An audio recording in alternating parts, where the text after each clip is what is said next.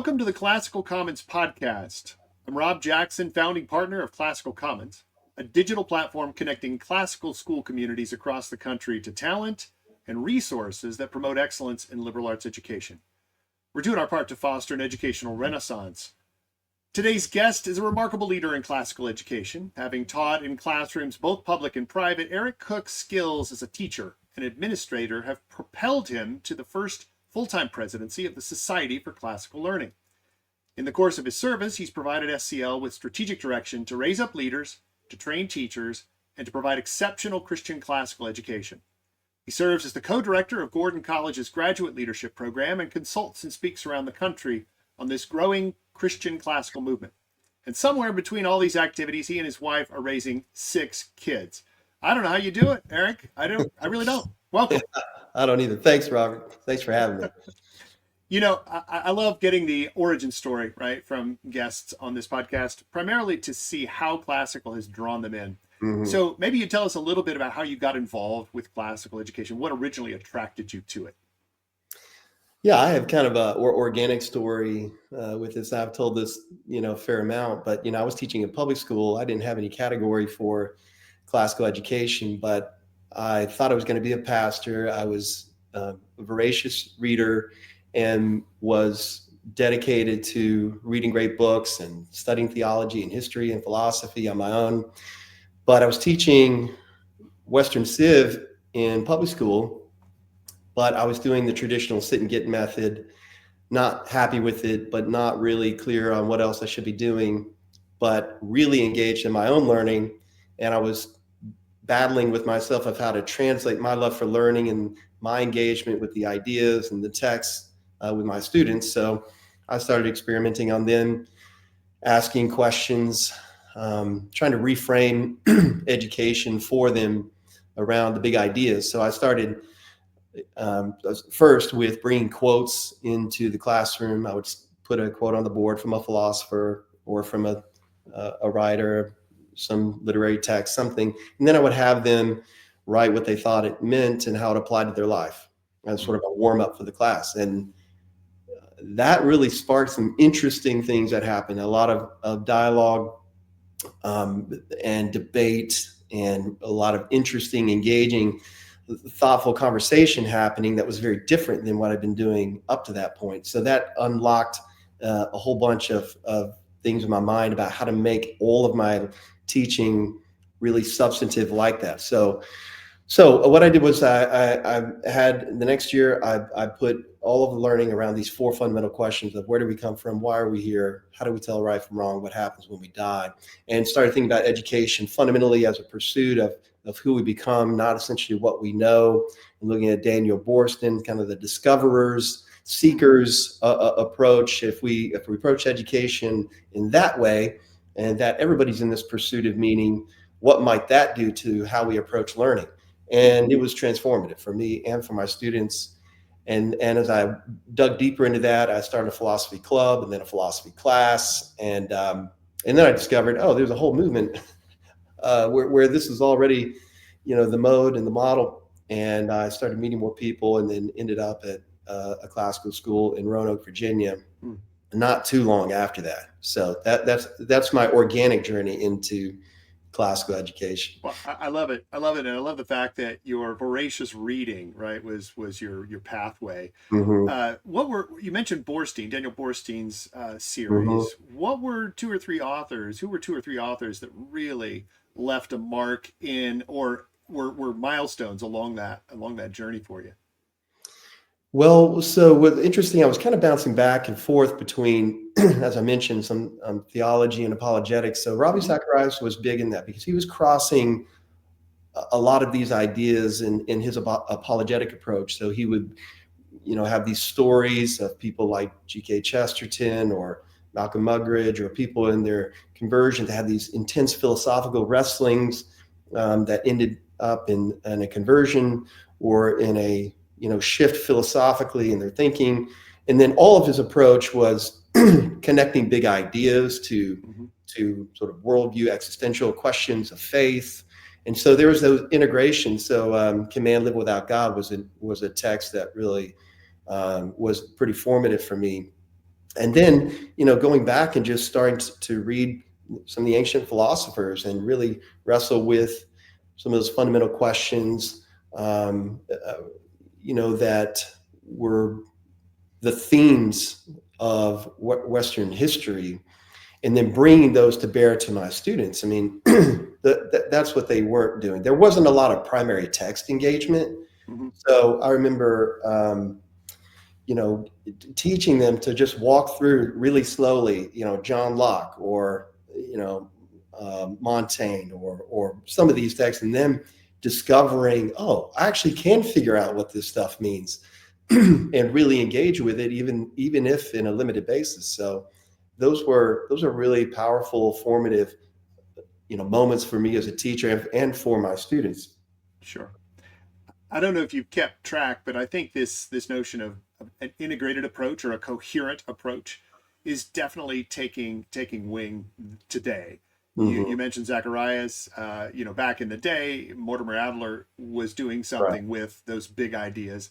And then today we have people like Jonathan Pageau and Jordan Peterson and others who seem to be in a similar way bringing to the fore, right, to the sort of foreground in the public square, this question of how do we make meaning and how do we see ourselves as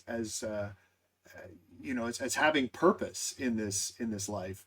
Are there any authors that you're reading today, since that's kind of what brought you in? Are there any authors you see today that are doing something comparable that our listeners might consider exploring? Well, I think you mentioned Peterson. He's a really interesting thinker in this, because he is bringing together a whole blend of interesting fields from a very thoughtful perspective. But being a public intellectual, he's doing that, but he's able also to speak in a way that's really accessible. I think that's one of the challenges that has been significant to how to bring this conversation in a way that your, let's say, average, in his case, he's directed a lot of his attention to young men. How do you engage in it so you don't lose them and be overly academic, but say, no, these questions are really important for every thinking person. Os Guinness has been huge in my thinking. A lot of his books, like The Long Journey Home, that was one of the books that I felt like was really important for me in taking the big ideas. So he has this great part in the introduction where he talks about Janis Joplin and her experience of sort of just being lost and having this pursuit of meaning and going down this very destructive path.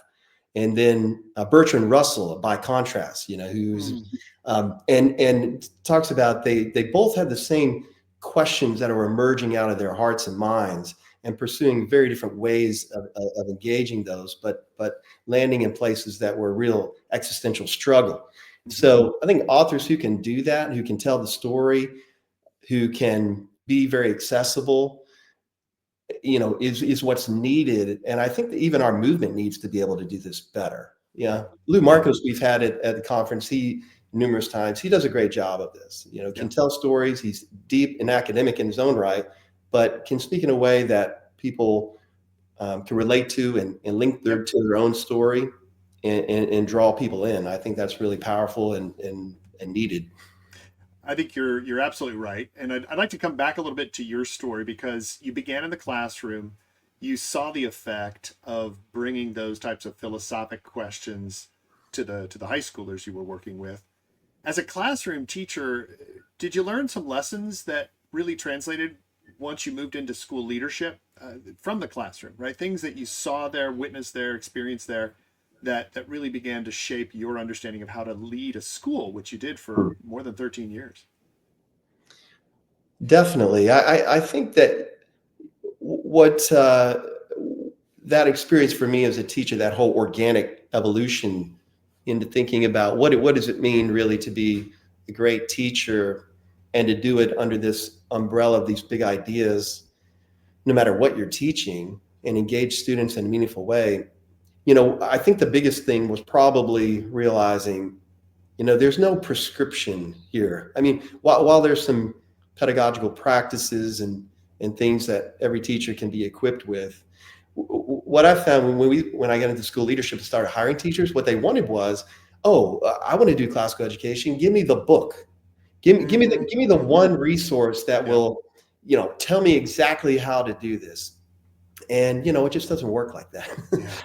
If only it did, right? But the whole premise is that we really have to become a certain kind of person and embody the kind of ideals that we're pursuing, and be a certain kind of thinker, be genuinely engaged in with the text ourselves and with the tradition ourselves, and love that out loud. How you might say it. Andrew Elizalde, who I worked with as our academic dean, that's the way he talked about it. And so we also talked about Luke 6:40 as the ideal for our teachers. The disciple is not above his teacher, and when he's fully grown to be like his teacher. So we have to incarnate those ideas. You have to become the kind of person that you want your students to be. You have to think deeply. You have to engage, them with the ideas, because it's poured out of what you're doing on your own. Yeah. That's a higher calling. It's more challenging, but it's really important to understand that basic premise of our model. I'm that's spot on, and I think there's such wisdom there. I'd really love to hear a little of the practical aspect of a school leader, who's responsible for the schedule, responsible for the activities, responsible to guide and structure daily, weekly, monthly, quarterly life in the school. What does that look like? Because you're right, it comes out of who we are. It comes out of who the teachers really are as human beings and as as learners. So practically speaking, what are some things that a good school leader is mindful of if you're trying to cultivate that organic growth of your faculty? Well, I think there's a lot of tensions, built in there, because on one hand, if you want your teachers to take that seriously, as Adler really pushed for, the teachers, have to be first learners. Mm-hmm. That means they have to have the margin, the mindset, and the resources to be able to do that. Adler wanted everyone within the faculty to be meaningfully engaged with the entire curriculum that they would be, whether in higher ed or even in high schools. So if you're going to ask your teachers to do that and to take that seriously, there's already a lot of demands on their time. Mm-hmm. So how do you create a schedule and a culture where there's meaningful exchange of ideas, where asking them to read is not going to feel like an immense burden around their neck, while also meeting all of the real demands and expectations of what it means to run a school and run a schedule and all the things that are embedded there. It's a constant tension. I think one of the things you have to do is be in constant dialogue with your faculty to be able to strike those kinds of balances. And in some cases, honestly, we have to aim a little bit lower of how much we're trying to do, and do more by doing less. Yeah. And so that's a lesson I think the whole movement is learning, both with students and with faculty. Yeah, we need to give them some space for leisure, right? Just some space to breathe and to consider, to contemplate, obviously to read, as you said, and maybe have those conversations. And if we don't carve out some space, it may get crowded. It may get crowded out. So, well, I think we also have to be patient with the range of teachers that we have among our faculty, because a lot of teachers are coming into this newer. They haven't had that type of educational experience themselves. They need time to read the text themselves and sort of warm up to the idea and be able to practice what they're learning. And we have to be patient while that process sort of unfolds. I think this is a really important word to those who've been at the work for a while and who might style themselves as, accomplished, and they are in fact accomplished and even perhaps master teachers, but the patience we need with our colleagues. We were once there, right? We were there coming along the path. I like your story in part because it gives us a sense of, if I can use the word conversion, right? Not religious conversion, but conversion to a tradition that you explored and began to explore from a relatively non-traditional or non-classical background. You had the aha, maybe even the epiphany, right? This works. We've got to encourage that for our fellow faculty? Well, one of the things I think is important in order to situate what we're doing along the ends for which we're doing it is this is where Adler comes in, I think, in contextualizing our work. So he talks a bit about the difference between schooling and education. And I've said this a lot, but if the ultimate aim is wisdom and virtue, and wisdom is something that takes a lifetime to acquire, and he says you can't really say to have acquired wisdom until your late 40s at the earliest, because you can't acquire wisdom without life experience, and you can't acquire life experience without suffering. And so you have to have lived long enough to endure those things to make any sort of significant, growth in being a wise and virtuous human being. So if that's the case, then we don't have to cram every good thing that we can think of before a child becomes, 18 years old. And at 18, they're not wise anyway. So let's stop pretending, even though that's our aim, that we've done all that we needed to do when they graduate from high school. We've schooled them so that they can become educated. That's the way Adler talks about it. So we give them the skills, we give them the affections for learning, and we give them an introduction to these great ideas and texts in the tradition so that they can become educated going forward. Yeah, set them on a path, right? And set their trajectory, right? Their orientation towards the good. As you say this, I'm reminded that we as teachers and educators, school administrators, we're in a collaborative project here. I mean, we're cooperating with parents. Parents are the first educators. We love to say that in classical education. What would you want to say to parents, right? Because they're in many ways, they're outside, they're kind of looking in, but what are the challenges of building a strong school culture, the kind that we're hoping to produce here, such that parents are involved and supportive and helping us in constructive ways to really establish that school culture? Well, I think it's really critical. We talk about parent partnership, and to really maximize what the formation of children is going to require an alignment between what happens at the home and what happens at the school. And truth is, again, we're going to have to exercise a great deal of patience, because a lot of our families are coming into this and they see what's happening at the school and it's attractive to them and they want it for their children, but they've not experienced it themselves. And so there's an investment that needs to be made on their part where they can continue to grow in their understanding, both to enrich their own lives, but also to add value to their child's education and come alongside and really be, in the ideal case, the lead educator, as it were, in the model. But that's pretty difficult if you don't know anything about it, Right. or if you're trying to just warm yourself up to the idea, and it's going to take a while to do that. So it can create some tension between the school and the home, where we're not on the same page. And this makes its way out in all kinds of things, the commitments of the family, how much technology they have. And sometimes the teachers will be frustrated because they'll look at the home and say, well, I thought we were on the same page. Why are some of these things, sort of creeping into the classroom? And so it is an ongoing conversation. I think that means educating parents, giving them access to resources, inviting them into the work, and understanding that, it's not just an educational model. It's really a vision for human flourishing that applies to them too. Mm-hmm. And so how can they just even begin to get acquainted with it and be formed by the very things that they think are good for the children that would also be good for them? The best stories that I've heard and the best anecdotes that I have witnessed come from those families, those parents who've been so drawn into this that they've begun to read alongside their children, right? They've begun to have the conversations at the dinner table. They're excited, right, to see what's coming next, almost anticipating. Sometimes occasionally saying, well, I don't know if I can keep up now, right, in high school, but I'm going to do my level best, right, to really come alongside and get involved in this. It's our tradition collectively. Right. So, one of the things we're trying to do here with Classical Commons is bring classroom teachers and parents into closer conversations around what this movement is producing and some of the trends that we're seeing. And for classroom teachers in particular, we'd like for them to see a pathway into a vocation as a Mhm. teacher, and for some of them even to become school leaders, as you did, moving from the classroom to head of school.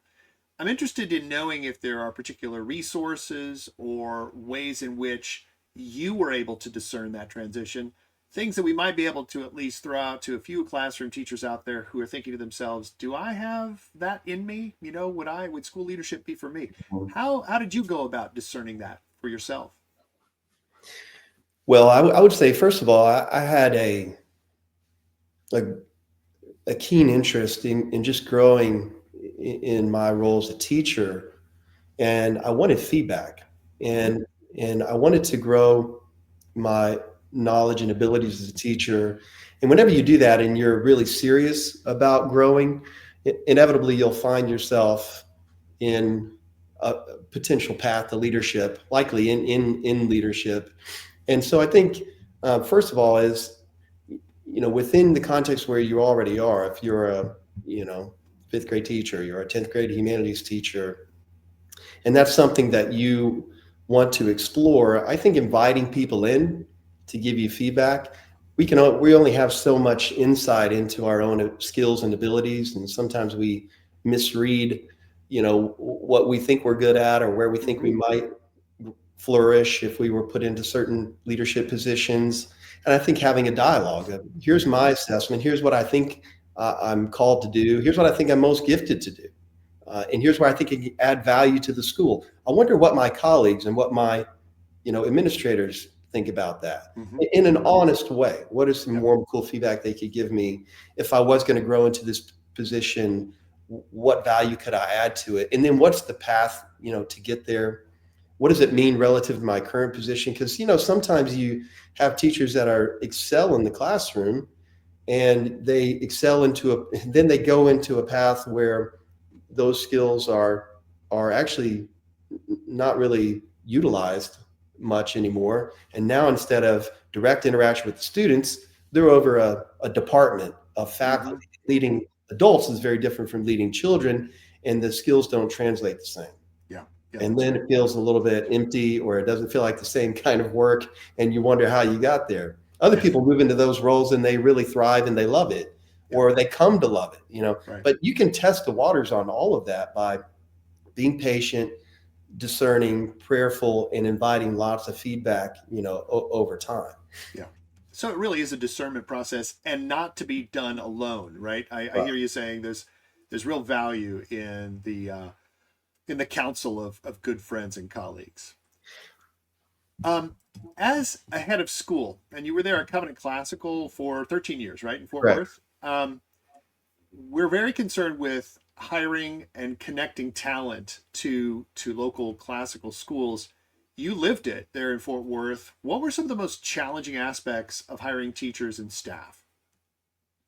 Well, I mean, I would say just movement wide, the number of teachers who come in ready to step into a position in a classical Christian school at any level is pretty hard, because we don't have a big long tradition in our country where this is the model of education that people you know would have naturally come through. Right. That's right. So everyone is at a point where they're learning in on a spectrum of us, either really significant learning curve and think they can do this but have never done it before, to maybe some people who've had more of a classics degree, but they've maybe never been in a high school setting before. Mm-hmm. So I think that's the one obvious thing right out of the gate. Then there are certain areas like math, languages, science, where it's particularly difficult to find someone.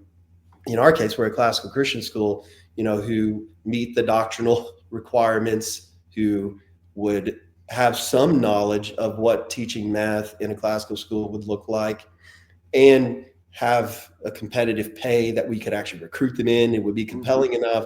I mean, there's a lot of things working against you in some respects in certain areas. Um, I mean, even if you find people that have the potential to be able to learn the pedagogy, the culture, and dig in, and they're willing to do it, you still actually don't know if they're going to be successful in that kind of transition because it's such a big paradigm shift. Yeah, yeah, that's right. So, it's tough. I think this is one of the biggest obstacles to the movement as a whole. Both as you know, this is why you're doing what you're doing, which is great because we desperately need it. Both the teacher pipeline and the leadership pipeline. We have to be able to start thinking about how we prepare people to move more seamlessly into these roles without all these obstacles. That's really, I think, slowing down, the otherwise great progress of this movement. Yeah, yeah, I think you're right. And because you're sitting now as the first full-time president of the Society for Classical Learning, you really have been able to see what's happening nationally, and that's helpful, right? So that these trends, while a lot of the local, maybe even idiosyncratic developments are interesting, when you aggregate that, you're seeing something that speaks to the whole and to something of a solidarity movement that I think we're witnessing around classical education. So, as the leader of SCL, how did you begin charting the course for the organization, right? To give it real strategic direction going forward, what are some areas, right, that SCL members can really rally around? And then where are those areas in which members should discover diverse approaches, unique to their locale? And I ask you this because I'm really interested in this sort of tension between solidarity, what we can bring together in an organization like SCL, and then where the subsidiarity, where the localism really takes over. So maybe you could just talk a little bit about that from the perspective of SCL. Yeah. Well, I mean, this links together exactly the path that I've been on, because doing this part-time is one thing. And so I led SCL from 2016 to 2022 while I was still head of school at Covenant. So, there's only so much you can do capacity-wise as an organization. And so we did a national conference and we did leadership training and we ran our website. We still have a membership organization, but nothing like, going into this full time and really trying to expand the resources and the capacity to do this much more. So we had to figure out, and are still figuring out, how to maximize our ability to serve the movement and serve our schools in a meaningful way. So one of the first things that we wanted to do, because our mission is to foster human flourishing by making classical Christian education thrive.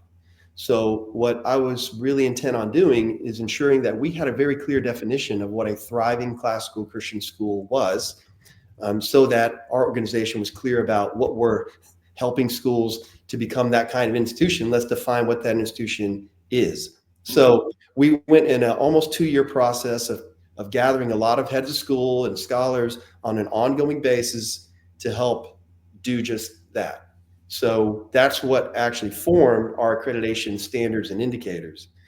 Now, what we didn't want to do out of that process was create a 100-page checklist for everything that every school in the movement should do in order to be the thriving classical Christian school.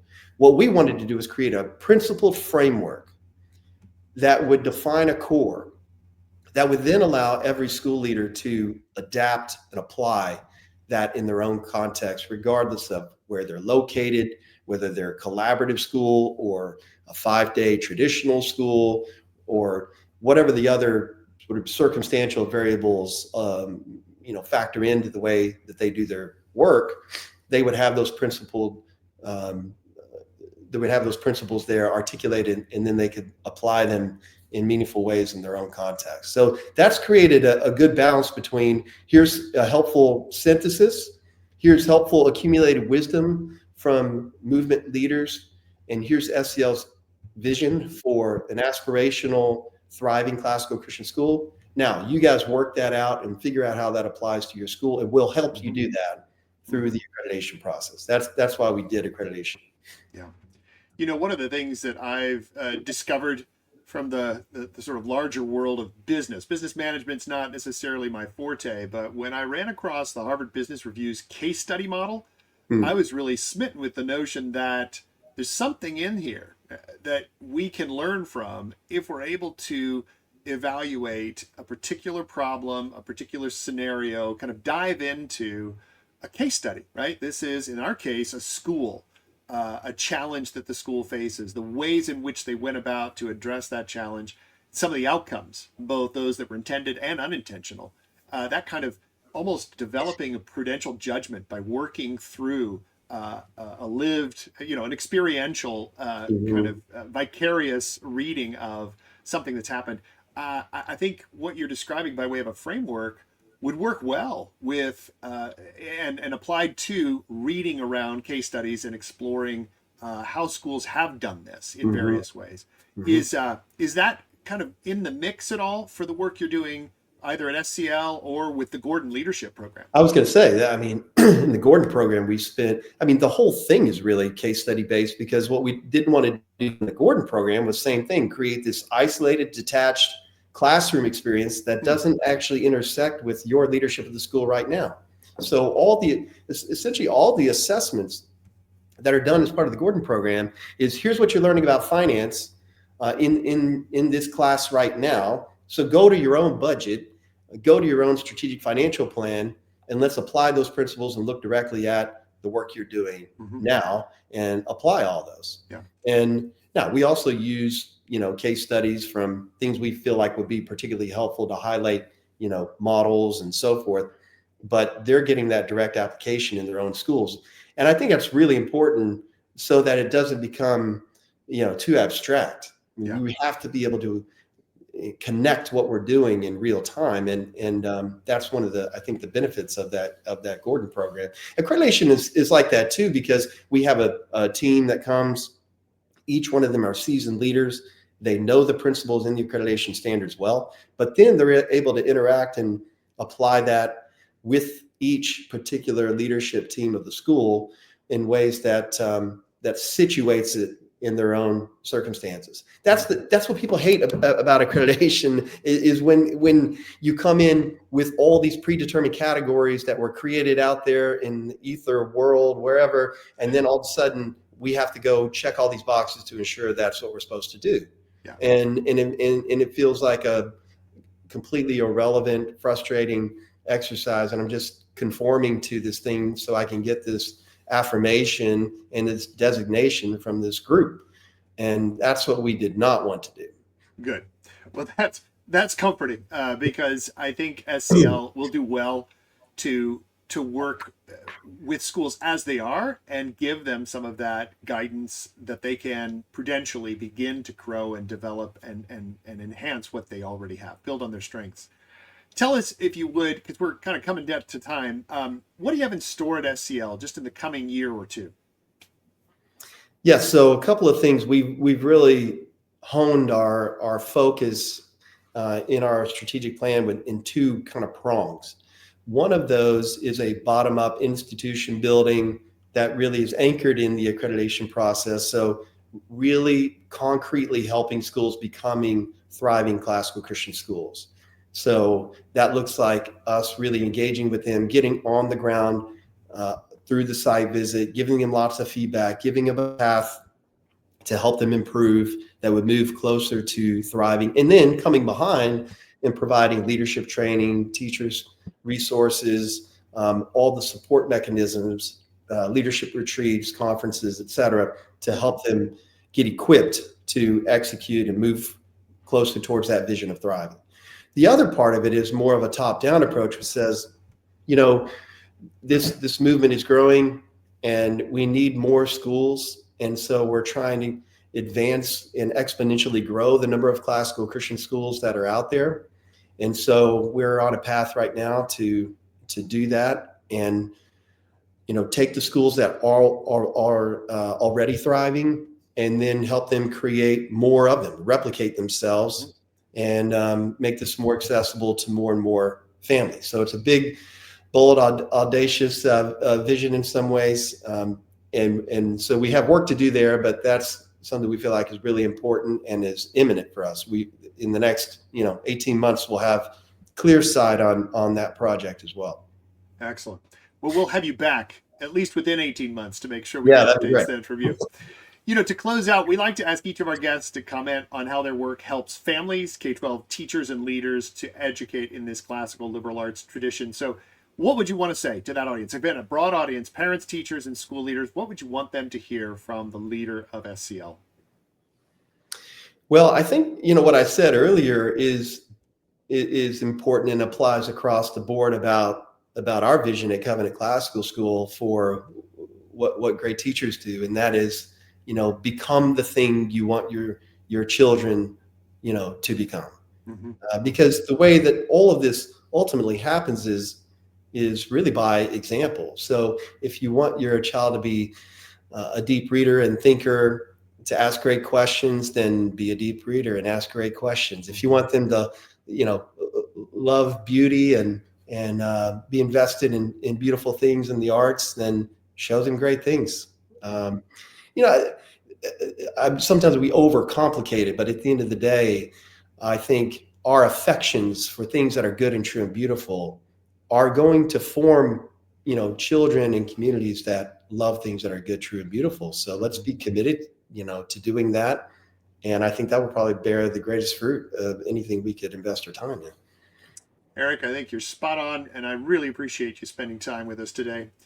Join us weekly on the Classical Commons podcast for updates on this renaissance in classical liberal arts education, and find out how you can become involved by signing up on our interest list at www.classicalcommons.org.